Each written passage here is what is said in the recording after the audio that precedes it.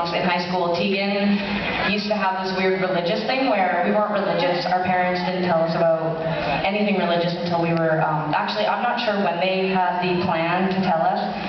They were both recovering Catholics, and so they didn't want to tell us anything scary until we were ready to absorb it, and so they didn't tell us anything, and when we were 5 years old, we went to have our first sleepover with non-family friends, and like they were friends of our family, but they were not family.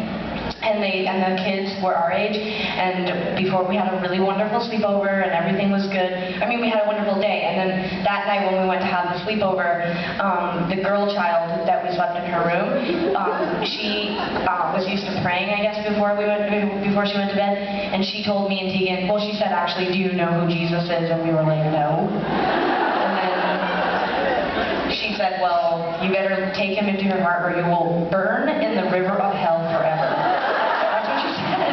She was 5. She was 5 years old. Anyways, that did not sound awesome.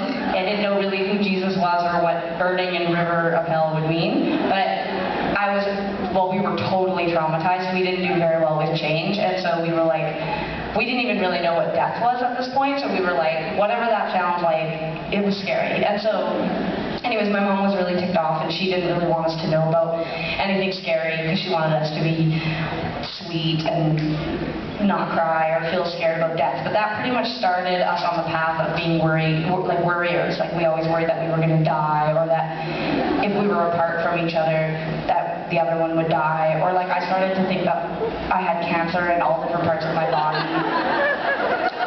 I know, it's so funny. Assholes. I'm like, yeah, I was 6 and I thought I was going to die. People are like, come on. No, I'm just kidding. No, it was cute. I mean, it was cute in that way where, like, now in retrospect, I probably seemed really sweet. That I was like, I think I'm dying. And my mom was like, you're not dying. But inside I would be like, yes, I am.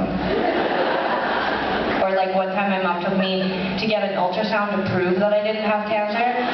And then she took me to muffins afterwards to get a muffin. And that's what it was called. And after I ate the muffin,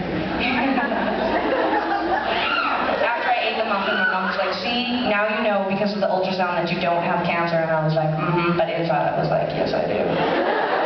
And anyway, so that was all information that leads to the part where we started writing songs, and I would always write songs about things probably I thought of when I was on drugs, which don't do drugs, they're bad, but I did, and I used to write weird, like just incoherent shit. And Tegan used to write about Jesus all the time.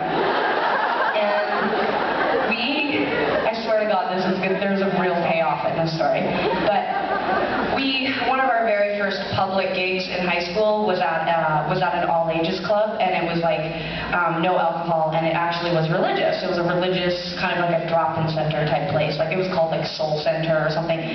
No idea that it was religious when we got the gig. So we play this show, and we have all these songs that are like incoherent. Tegan has a bunch of songs about Jesus.